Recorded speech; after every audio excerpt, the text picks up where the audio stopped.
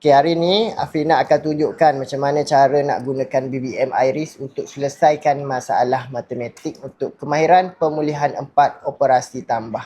Okay, soalan dia adalah berapa tu Afrina? 3 tambah 2. Okay, tunjukkan macam mana cara nak gunakan. Yang bahagian luar ni kita cari 3. Okay, pusing. Kita dah jumpa 3. Bahagian dalam ni cari nombor 2. Tunjuk berapa? 5. Okay, pusingkan betul-betul tau. Ni. So, Tunjuk jawapan kat dia sini. berapa? Tunjuk kat sini. Okay, 5. Okay. 3 tambah dengan 2, jawapan dia 5. Okay, seterusnya. Kita cari luar ni tutup macam tadi. 3.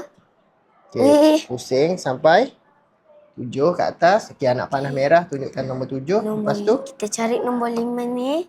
Cari ni 15.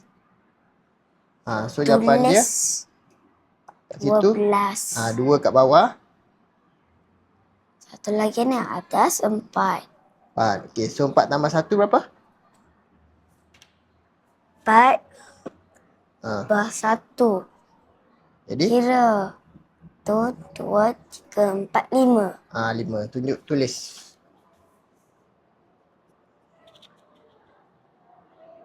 Okay, kalau 4 tambah 1 awak boleh gunakan juga yang roda ni. Contohnya awak pusing kat sini nombor 4 kat atas. Lepas tu 1 ni kat sini. Anak panah tunjuk dulu 4. So jawapan dia 5. Okay, so jawapan akhir dia semua berapa? 500? 525. Okay, good. Tahniah.